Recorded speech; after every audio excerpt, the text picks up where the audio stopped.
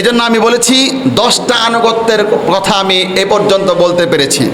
1, হযরত ইব্রাহিম আলাইহিস সালামকে আল্লাহ পাক সরাসরি আনুগত্য করতে বলেছিল।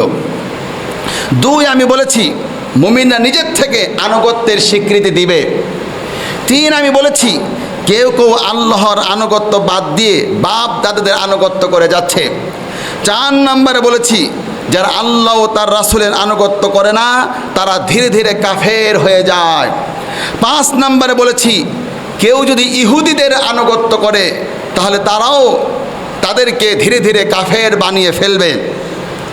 এরপরে 6 নম্বর বলেছি আল্লাহর আনুগত্য করার মাধ্যমে কিয়ামতে চেহারা উজ্জ্বল হয়ে যাবে। 7 নম্বর বলেছি আনুগত্যের মাধ্যমে রহমত বর্ষিত হবে। 8 নম্বর বলেছি 8 নম্বরে আনুগত্যের মাধ্যমে জান্নাতের প্রতিশ্রুতি রয়েছে। 9 নম্বরে বলেছি নারী স্বামীর আনুগত্য করবে। 10 নম্বরে বলেছি মুসলিমরা একজন আমিরের আনুগত্য করবে।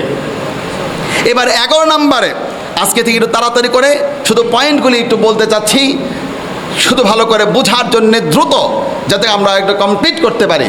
দেখি কতটুকুন করা যায়। বিশাল এই তথ্য ভান্ডার আল্লাহ রব্বুল আলামিন সেট করে রেখে দিয়েছে, শুধু কুরবানি দিলাম এই মেসেজগুলি গ্রহণ করলাম না। এবার 11 নম্বরে আল্লাহ পাক বলে দিল শুনো আনুগত্য ছুটে গেলে করণীয়। তার মানে হলো এই যে কোরবানি আসছে, কোরবানির মাধ্যমে এখন থেকে শিক্ষা নিলাম আনুগত্য করব, কিন্তু 1 মাস যাবার পরে আনুগত্য যদি ছুটে যায় তাহলে তখন কি করণীয়? আল্লাহ পাক সূরা নিসার 64 নম্বর আয়াতের মধ্যে আল্লাহ তাআলা বলছেন, আল্লাহ পাক বলছেন ওমা আরসালনা মির রাসূলিন ইল্লা লিইউতাআ বিইذনিল্লাহ ওয়ালাউ أنهم إذ ظلموا أنفسهم جاءوك فاستغفروا الله واستغفر لهم الرسول لوجدوا الله توابا رحيما। এই পৃথিবীতে এমন কোন পয়গম্বর পাঠাইনি যিনি আমার হুকুম মেনে আনুগত্য করেনি। তাই তোমরা যদি কখনো নিজের উপরে জুলুম করে ফেলে, তোমাদের ভিতরে তাদের ভিতরে কেউ যদি জুলুম করে ফেলে, আনুগত্যের এই বাউন্ডারি থেকে একটু দূরে সরে যায়, তাহলে সে যেন হে নবী তোমার কাছে আসে। আর যদি সে তোমার কাছে আসতো আল্লাহর কাছে ক্ষমা চাইতো, তুমিও যদি তার জন্য আল্লাহর কাছে ক্ষমা চাইতে, তাহলে আল্লাহ পাককে তারা ক্ষমাশীল এবং দয়ালু রূপে তারা পেত। আওয়াজ করে কোন সুবহানাল্লাহ। যদি কখনো আনুগত্য ছুটে যায়, মুসলিম টোটাল 200 কোটি মুসলমানের জন্য এই নির্দেশ, কোরবানি থেকে আনুগত্য শিক্ষা নিবে। মুসলিম জাতির কেউ যদি রাস্তায় আনুগত্য ফেলে দেয়, চায়ের দোকানে আনুগত্য ছুটে যায়, ঘরের মধ্যে আনুগত্য ছুটে যায়, সঙ্গে সঙ্গে আল্লাহর দরবারে ক্ষমা চেয়ে আবার আনুগত্যের বাউন্ডারিতে ঢুকে যাবে।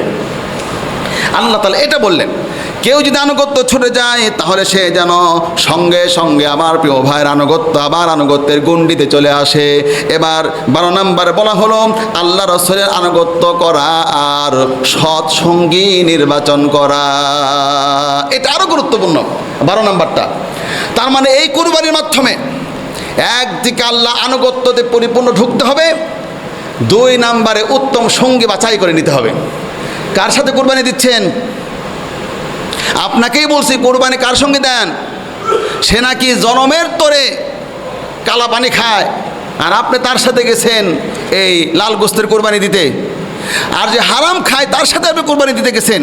দেখেন এখানে স্পষ্ট বলা আছে সূরা নিসার 69 নম্বর আয়াতটা পাশে পড়েন, সেখানে পরিষ্কার বলা হচ্ছে ওয়ামাই ইউতিইল্লাহা ওয়ার রাসূল ফাউলাইকা মাআল্লাযীনা আন'আমাল্লাহু আলাইহিম মিনান নাবিয়্যিন ওয়াস-সিদ্দীকিনা ওয়াশ-শুহাদাই ওয়াস-সালিহিন ওয়া হাসুনা উলাইকা রফিকা। তাহলে আরেকটা চমৎকার শিক্ষা পেলাম, কোরবানি দিব আর 60টা বছর চলার জন্য উত্তম সঙ্গী আমি বাছাই করে নিব। কখনো কি চিন্তা করেছেন 7 জনকে কেন যুক্ত করা হলো? একটা গরুতে কেন 7 জন সঙ্গী দেখায় দিচ্ছে? সুবহানাল্লাহ বলেন না। আর বিধানটা কি? একজন সঙ্গী দেখেন, সঙ্গীটা আমি এগুলি পরে অবাক হয়ে যাই, এত সুন্দর ইসলাম, তো এই জন্য সব সুন্দর। আমি অবাক হয়ে গিয়েছি।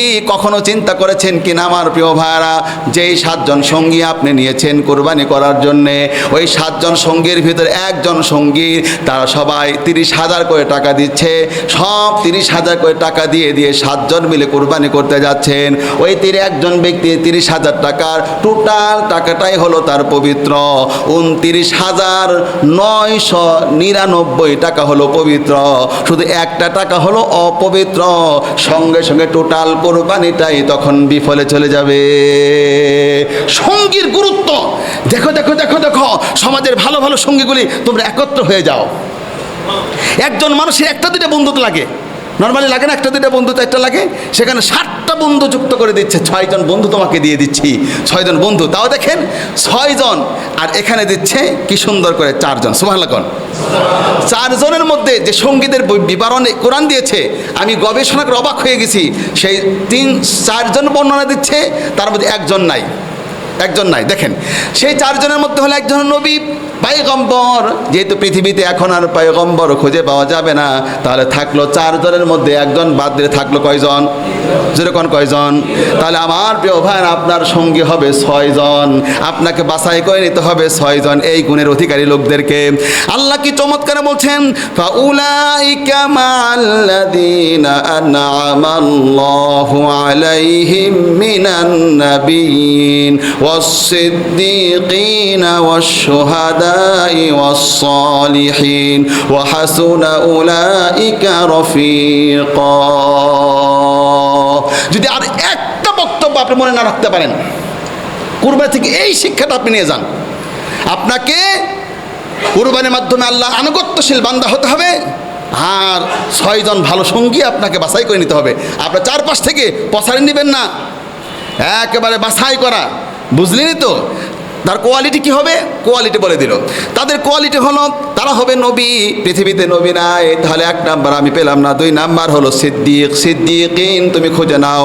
ও সোহাদা শহীদদের খুঁজে নাও। ও সালিহিন নেককার বান্দাদেরকে তুমি খুঁজে নাও। ও হাসুনা উলাইকা রফিকা, এরা কত উত্তম সঙ্গী। এটা আওয়াজ করে সবাই চিৎকার দিয়ে বলেন না সুবহানাল্লাহ।